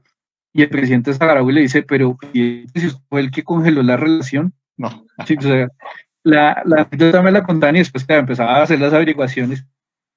Y parece que eso ni siquiera llegó a temas de manejo diplomático a nivel de presidencia, sino se manejó a nivel de cancillería. Entonces, uno queda ahí también con un sinsabor, es que como este conflicto es desconocido, Pastrana estaba hablando en el Caguán, Colombia en general es un país, y ya lo decía Alfonso López Miquelsen, no somos la Tíbet latinoamericana, que solo pensamos en nuestro conflicto interno, Estados Unidos y Europa, esa es nuestra visión de mundo. Pues pensar que Marruecos y el Sahara y este tema, pues no están en la agenda del gobierno, y ya toman las decisiones. Ahora, la pregunta de fondo es, y lo aquí, y con Rafa coincidimos todo el tiempo en lo mismo, que esto no es un tema de derechos, sino un tema de negocios. Entonces tocaría hacer una investigación. ¿Quiénes ganaron en ese negocio? O sea, tienen que haber algunos intereses económicos para eso. Entonces, a hoy Colombia tiene las relaciones congeladas. Entonces Santos siguió con las relaciones congeladas y el gobierno Duque también, pero yo creo que hay de fondos, digamos, por una parte los conocimientos, fondo también tienen que haber algunos negocios donde seguramente hay transnacionales españolas o francesas y tienen negocios con Marruecos y es de negocios hace que la posición sea una posición de estar quietos. Ahora, por primera vez este año, si fue comienzos de este año, si no estoy mal, una militar colombiana iba como parte de Naciones Unidas al Sahara Occidental, pero va a estar del lado marroquí, no va a estar del lado, digamos, del lado de los que los ocuparon. Entonces, hoy Colombia ha tenido esa posición. En la administración Santos, cuando nosotros fuimos, la situación era, ¿para qué van allá? No van a estos conflictos. Y eso queremos ir del gobierno de allá, o sea, no éramos ni siquiera porque, digamos, de paseo, tenemos una invitación oficial de un gobierno, y así la posición de la Cancillería era como, al mejor. Eso quiere decir que Colombia el tema no le interesa, pero lo incomoda de alguna manera. Yo creo que hay temas ahí importantes. Y último dato también, por ejemplo, cómo se ha manejado. En el Parlamento Andino, que es la sede aquí en Bogotá, que es el Parlamento Andino, pues Marruecos, más bien, intentó hacer un acercamiento con el Parlamento y la respuesta marroquí fue que llegó a todos los parlamentarios, fueron de paseo a Marruecos y a partir de ahí Marruecos hoy tiene un puesto de observador en el Parlamento Andino, mágica. Entonces, la estrategia marroquí ha sido y Colombia pues no ha tenido una posición como decidida frente al tema. O sea, y ahí digo lo que dice Rafat, el silencio ¿no? Y la complicidad lo hace con tan culpable como los otros. Sí. Bueno, tenemos una pregunta y un comentario. La pregunta, Ricardo Barón dice cordial saludo. Al indicar que hay un corredor de droga en esta región, ¿ustedes han indicado esta situación a las autoridades competentes colombianas? ¿Qué dicen las autoridades? Y el comentario de John Mario Alarcón es la tendencia de análisis estatales frente al COVID-19 y su procedencia china en términos xenófobos es poco ortodoxo. El sistema internacional ha tenido panoramas similares como el H1N1 proveniente de México, el ébola de África y otras pandemias que posteriormente se convirtieron en enfermedades endémicas, donde se atribuyó una culpabilidad estatal debido a su proveniencia de enzimas nucleicos de animales. Pero, o sea, ¿qué quiere decir otra vez como ortodoxo?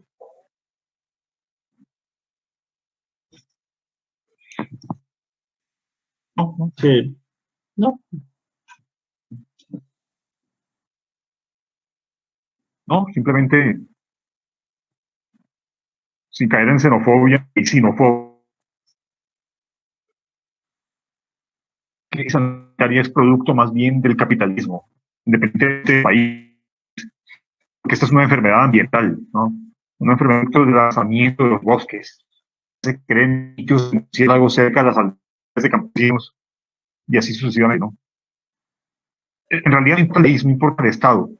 Esta es crisis sanitaria sistémica, global, una pandemia, una enfermedad ambiental. Ahora, como está comprobado en comillas que surgió de China, pues hay que localizar. Y Néstor, te dejo la primera pregunta a ti, que es el que ha estado en el terreno. Vale, nos decían que si nosotros hemos comentado a las autoridades, pues nosotros somos investigadores de conflicto generado, vetos, amenazas, el gobierno no nos quiere, todo lo que vivimos como investigadores de denunciar a los conflictos y los gobiernos y las amenazas vienen también de todo lado. Pero en este caso nosotros, digamos, no hemos desarrollado investigación, o sea, que nos financia la investigación para hacer toda cadena de ver dónde va la ruta y el tráfico. Nosotros hemos estado en el terreno a partir del conflicto saharaui, pero paralelo, pues en las reuniones salió el tema, y el tema de por sí yo lo hablé en Chile con varios funcionarios.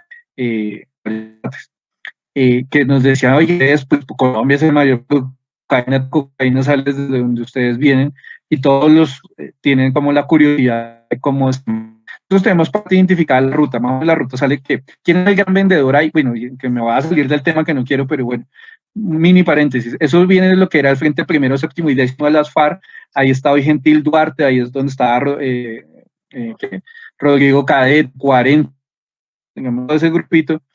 Ellos tienen la gran salida que era algo que le vendía el negro Casio Fernandinho.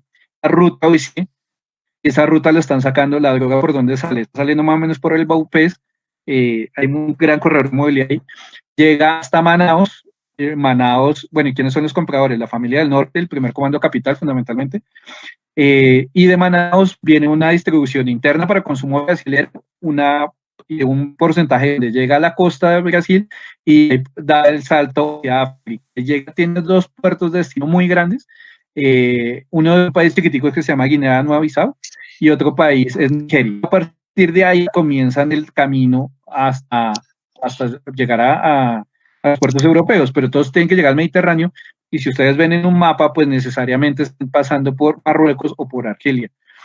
¿Qué pasó en un momento? Esto nos decían algunas personas, que estaban pagando $5,000 a los chicos para que pudieran transportar la droga de un punto a otro en medio del desierto.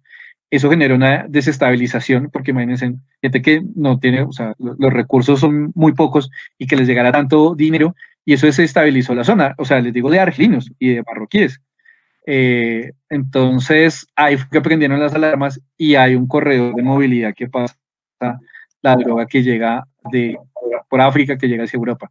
Entonces, yo he hecho la pregunta aquí en Colombia y no, pues si los colombianos la tienen identificada aquí adentro, completo, van a ver en África cómo la mueven. Entonces, Colombia casi que piensa el problema en la lógica de su frontera. Y yo he hablado con los brasileños y los brasileños la ven también, que tienen mucha preocupación, es la entrada por el lado colombiano y la distribución interna, pero el tema de la salida hacia África no hemos visto que haya una mayor, digamos, como profundización en términos de investigación, de saber quiénes son los grupos, las mafias, cómo se llaman. Y ya en África tienen que ser otros componentes diferentes que la están haciendo todo ese recorrido que les cuento. Conclusión de la historia, es una gran ruta, se atraviesa medio mundo y están pasando por esos lugares. Y ustedes saben que por donde pasa el narcotráfico hay un gran volumen de corrupción porque tiene mucha plata. Entonces, hoy esa es como una realidad que hay ahí. Nosotros hemos querido, desde el Centro de Estudios, y hemos hablado con algunos funcionarios de los gobiernos, que nos gustaría hacer esa investigación, y bueno, estamos en el proceso de buscar los recursos de cooperación para avanzar en esa investigación y poder tener como más nombres, rutas, y que lo que hacemos aquí en Colombia lo podemos trasladar a ver ese conflicto, pues esa ruta de la droga en África. Bueno, profesor doctor Rosanía, sabemos que, digamos, desde el programa de Relaciones Internacionales, su proyecto, digamos, ha contado también con la participación de algunos estudiantes del programa. Quisiéramos que nos cuente cómo ha sido la experiencia que ha tenido usted y que ha tenido ellos, cómo se han sentido su percepción de la participación de ellos en el proyecto. Vale, este tema, Carlos, también me parece bien chévere de tocarlo, y pues más aquí en mi casa, que es la universidad. Cuando nos dieron el chance de ir y nos abrieron la puerta del saharaui, pues nosotros conformamos un grupo, y como les decía, en la primer viaje era fundamentalmente profesores universitarios y periodistas, era como el gran bloque, y estudiantes de pregrado había muy poquitos. En este primer bloque fueron profesores de la universidad, fueron 3 profesores de la Universidad Militar, y la experiencia fue maravillosa. Ellos, pues, además del conocimiento teórico, pues la experiencia de vida y todo eso lo pudieron compartir con los chicos acá en la universidad. Y ya para los segundos, el segundo y tercer viaje que hemos hecho, ya nos acompañaron chicos tanto de campus como de calle 100.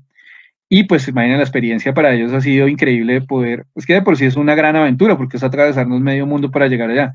Desde por Madrid, llegar a Argel, y desde Argel conocer un poquito Argel, y desde Argel tomar un vuelo hasta el desierto Sahara, donde quedan los campos de refugiados. Nosotros llegamos a una ciudad pequeñita, después la miran en los mapas a los que nos acompañan, se llama Tinduf. Y es de Tinduf, son 2 horas en camionetas, en Toyotas por la mitad del desierto, hasta los ellos, nosotros nos quedamos en la casa con ellos. Entonces, en una semana compartir con una familia, pues uno desayuna, almuerza y come con ellos, pasea con ellos, y la familia crean unos nexos y una conexidad muy grande. Casi todos los que han ido, los chicos de la universidad que han ido, explicación con sus familias en los campos de refugiados. Ahora, tercero, posibilidad que han tenido de todo lo que ven en la universidad y todo lo que uno habla acá en Bogotá, verlo en vivo y en directo. Entonces, la posibilidad de estar en las reuniones con el de la Media Luna Roja, con las Naciones Unidas, con el del gobierno, con las comunidades, con los ministros. Entonces, es muy chévere porque ellos han podido vivir y verlo directamente todo lo que nosotros hablamos. Y un último tema que también parece muy distinto de la labor que hemos hecho, y se los cuento con una anécdota.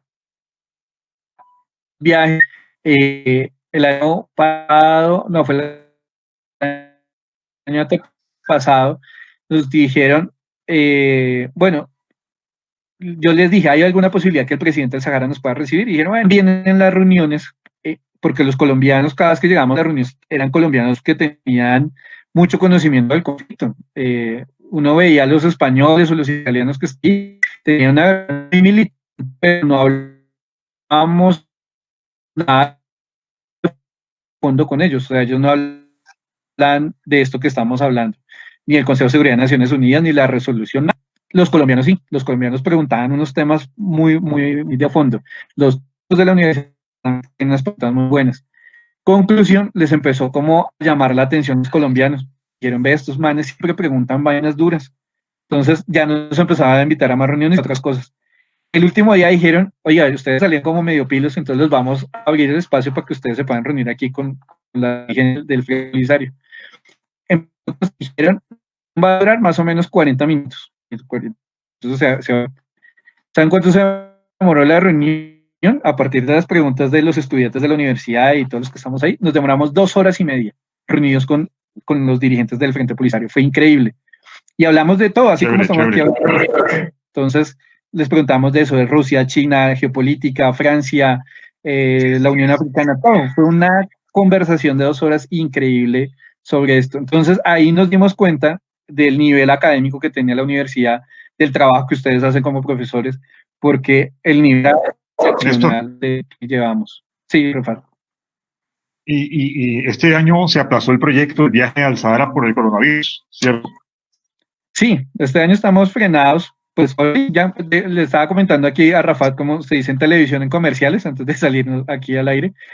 Esta semana deberíamos ir a Palestina con Alexander Montero. Esta era la semana que estábamos en Ramallah, y en octubre nos íbamos para el Sahara. Este año pues queda todo cancelado, y esperamos 2021 con las nuevas medidas de bioseguridad y todo el rollo como vaya a ser, volver, porque la idea es eso. Bueno, me falta un dato importante para comentarles a los dos. Nosotros de los viajes que hacemos, invitamos a los que nos han acompañado, porque casi todos son académicos y están en este sector académico, que se escriban un capítulo de libro sobre lo que vivieron, conocieron y de temas que ellos manejan en sus universidades. Los chicos generalmente lo han hecho acompañados de profesores de la universidad. Entonces, ¿qué pasa?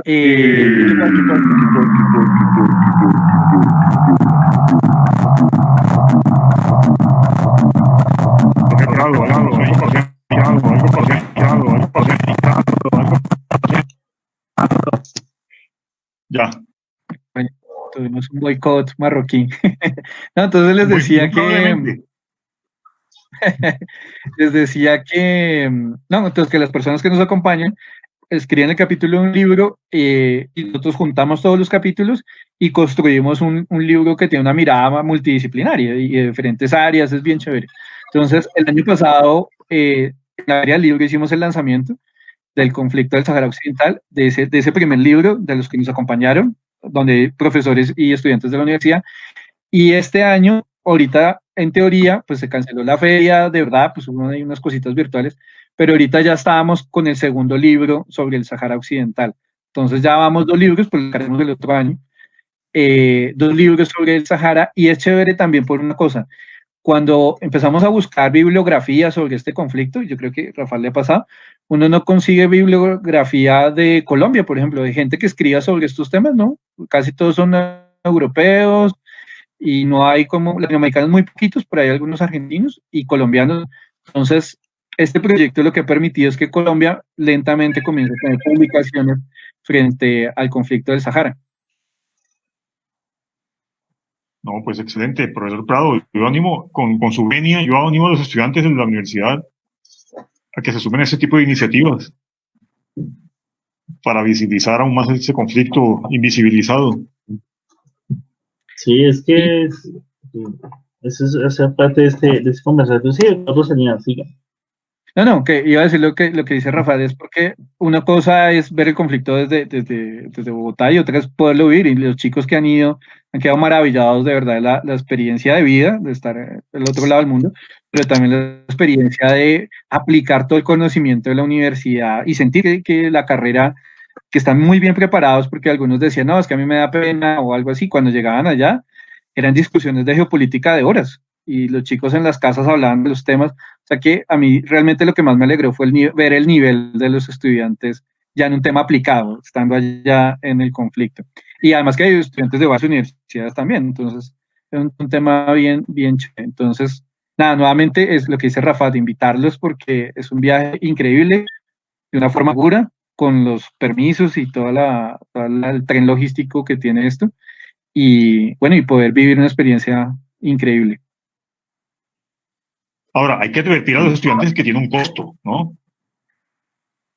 Claro, eso tiene un costo porque solo van a atravesarse todo medio mundo para llegar allá y todo el tren logístico. Entonces, ese viaje este año estaba en 8.000, pero para ir al otro lado del mundo no es tan caro, si ustedes ven, no es caro, en el sentido que va con todo, va con toda la alimentación, transporte. Es que solo el vuelo Bogotá-Madrid vale más o menos 3,5 millones, ahí ya, mejor dicho, va casi el 50% alimentaciones, gasolina. Es que el tren logístico que tiene un mover esto es impresionante. Entonces, pero no es caro, si ustedes se dan cuenta, no es caro. Y lo que les digo, nos ha acompañado a varios chicos que han vivido la experiencia, ha sido increíble. Y Palestina va a ser lo mismo, está más o menos al mismo precio. Y también, pues imagínense, estar en Mapala, en Belén, en Jerusalén, Alexander, que nos va a acompañar a ese, pues también es otro destino. A empezar a, creo que el tema, y me gustó mucho el tema de este conversatorio que tenemos, es los internacionalistas, ¿cómo podemos participar en esto? Bueno, yo soy abogado realmente, ¿no? Yo estoy con aquí, pero bueno, es como... No. Somos afines.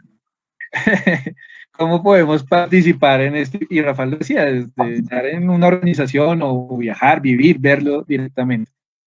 Entonces, ahí tenemos varios destinos de varios conflictos para que los chicos nos puedan acompañar. Sí, aquí nos escribe Camila Martínez, nos dice buenas tardes a todos. La experiencia fue muy enriquecedora, tanto para aprender del conflicto como para conocer la vida de los saharauis. Uno de los mejores viajes que he realizado, ojalá muchas personas puedan vivirlo, gracias a Seguridad y Paz. Muy bien, Carolina, excelente. Carolina también tendría que sumarse a la iniciativa de impulsar a más estudiantes, animarlos, a sus compañeros. Sí, es Camila. Camila, perdón, disculpa. Bueno, entonces, ¿algún otro comentario en relación, doctor Rafa, doctor Rosanía? Sí, solamente quiero concluir con lo siguiente. Lastimosamente, este conflicto está atravesado por intereses económicos y geopolíticos muy marcados. Paralelamente, la comunidad internacional, especialmente las organizaciones internacionales a través del derecho, han reconocido también, paralelamente, repito, han reconocido el derecho de los saharauis a autodeterminarse. Es un derecho consagrado es un pueblo que ha decidido tener su Estado y esa decisión hay que respetarla. Así que aquí hay dos cosas que dicen, que están en abierta contradicción. La geopolítica dominante y el derecho que tienen los saharauis a autodeterminarse. Entonces, ¿qué nos queda? Y con esto termino. Una de dos. O resignarnos a que las potencias dejen de ser potencias y pierdan interés en la región, como ocurrió con Sudáfrica. El apartheid en Sudáfrica, lo recordarán ustedes, Néstor, el apartheid en Sudáfrica desapareció en 1993 básicamente porque Estados Unidos dejó de apoyar al régimen de apartheid. Así es simple. Y entonces, o esperamos a que declinen las grandes potencias, o las que invito yo, presionar a nuestros gobiernos, presionarlos, visibilizar el conflicto con nuestros gobiernos, apoyar a los saharauis. Y eso mismo puedo ocurrir con los palestinos, por cierto. El día en que el ciudadano norteamericano, con sus impuestos, al gobierno de Estados Unidos que deje de apoyar a Israel, pues va a haber una solución al conflicto palestino-israelí. Así de simple. Entonces, o la tercera, Néstor. Y esto que voy a decir no es una brutalidad, ni una bestialidad, ni una ilegalidad, porque el derecho internacional lo ha reconocido. Los pueblos ocupados por una potencia colonial que han decidido autodeterminarse, eso es claro, que han decidido autodeterminarse, tienen el derecho a recurrir a la fuerza para librarse. Ahora, yo no estoy diciéndole a los niños saharauis que vayan y se armen y los maten, no me malentiendan. Pero si nada de lo segundo y lo primero va a funcionar, pues entonces seguir legitimando la lucha armada, porque ¿qué trae? Y por favor no me malentiendan, porque yo no soy saharaui, yo no soy quien para decir esto, mucho menos para decirle a los adolescentes y niños que se armen y se vayan a matar. Pero su lucha está legitimada por el derecho internacional. Vale, pues digamos, yo como a manera de conclusión, tres cosas.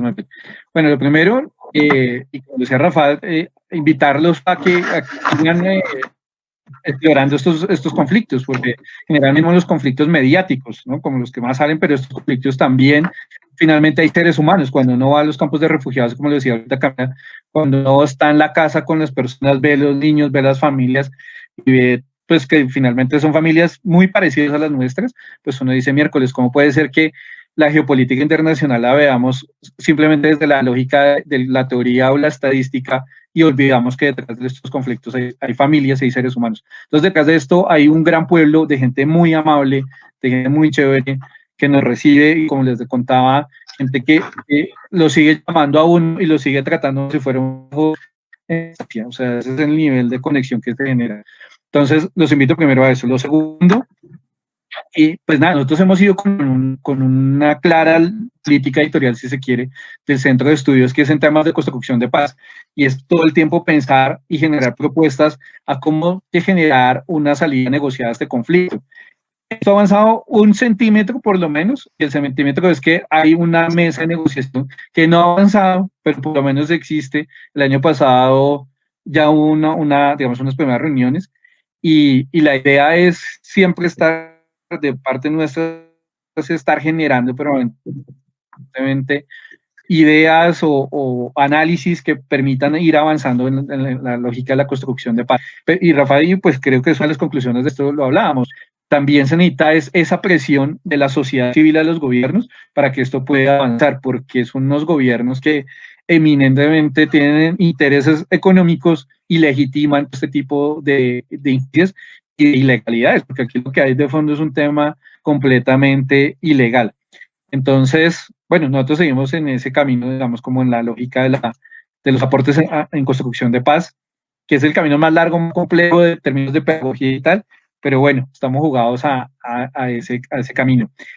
Y nada, bueno, por último, si me permites, Carlos, pues como hacerles algunas invitaciones, ya aprovechando como este final, desde el Centro de Estudios, pues primero invitarlos, nosotros tenemos, y desde ya también los invito a ustedes si quieren escribir, nosotros tenemos una revista que va a salir ahorita ya el otro semestre al aire, entonces invitarlos, personas que quieran escribir o personas que también nos quieran acompañar con suscribiéndose a la revista.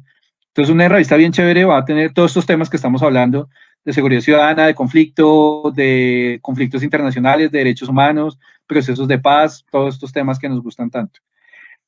Lo segundo, desde el centro también tenemos unos cursos libres. Ahorita ya va a comenzar en 2 semanas uno maravilloso que va a dictar Alex Montero, igual que Rafat, uno de los grandes expertos de expertos en Colombia y a nivel regional de todos estos temas. Entonces, Alex nos va a acompañar con cursos libres sobre geopolítica. Hay otro de seguridad ciudadana y crimen organizado. Yo dicto el de conflicto armado colombiano, entonces, para que se animen, nos acompañen en esos cursos.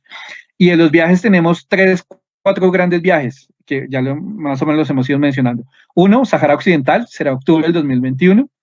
2, Palestina, el viaje a Palestina, que es increíble. 3, hay un tema que es chévere, lo hablamos. Tenemos por ahí la opción de ir a la Asamblea General de Naciones Unidas. Hay un espacio que nos dan la posibilidad de ir al edificio y estar en una de las audiencias y poder pronunciarnos frente a eso. Entonces el gobierno de Sahara Occidental nos ha abierto un espacio. Íbamos ahorita en octubre, obviamente se canceló, pero esperamos el octubre de 2021. Pero ya que podemos ir y que podemos ir con un grupo, pues vamos a hacer algunas actividades en Nueva York. Un conversatorio en la Universidad de Nueva York o algunas actividades con ONGs y análisis en el tema de Naciones Unidas. Y el último viaje que tenemos es a la India, de un conflicto que otro día también le sacamos tiempito y lo hacemos, que es chévere, de analizar la invasión china precisamente al pueblo tibetano. Entonces, recuerden que ese pueblo termina exiliado en Darsmala, un poquito al norte de la India. Ahí vive hoy el Dalai Lama. Montaron un gobierno en el exilio, igual que los saharauis, y hoy están ahí. Entonces, también tenemos ese viaje para 2021 para conocer esa invasión china al Tíbet. Entonces, nada, pues invitarlos a que nos sigan en las redes, Centro de Estudios en Seguridad y Paz, y ahí subimos toda la información, análisis, videos, todo lo que trabajamos. Entonces, más que invitados. Y bueno, a Rafat para mí es un honor, porque siempre lo he escuchado y me dicen los profesores que me encantan sus análisis, entonces un honor poder compartir contigo. A Carlos, mil gracias por la invitación, la universidad, la facultad, tanto en pregrado como en posgrado, y bueno, aquí desde el centro siempre estamos atentos a colaborar con la universidad, porque yo soy egresado de la universidad, es mi casa de estudios. Muchas gracias a ti, Néstor. Aquí tenemos ya un saludo y agradecimiento también del señor decano de la facultad, el general Javier Arias. Nos dice de facultad del blog, saludos especiales al doctor Rafat, a Néstor y a Carlos, excelente conversatorio. ¿Y que cuántos euros se necesitan para el viaje, doctor Rosanía? Bueno, hoy el precio le normal, pero lo normal, bueno, son 8 millones, tocaría verlo a lo que esté el euro en ese momento, para 2021. 3.000 euros, póngale. Póngale. Pero, gracias, decano. Un saludo, decano. Pero Rafa, que no, pues ya sí, yo voy.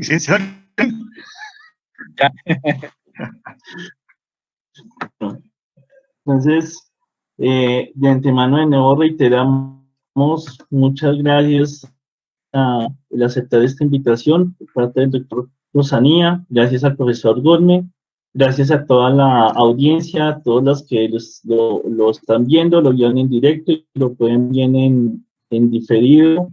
Igual repito, lo importante de este conversatorio es efectivamente saber y conocer de un conflicto muy poco conocido y también efectivamente demostrar el papel importante que tienen los internacionalistas en este ámbito, solo en un campo que es el tema de los conflictos internacionales, en el sentido de que pues a veces es mal interpretado o el papel o también falta de conocimiento de cuál es el papel de los internacionalistas en el campo y en el futuro profesional.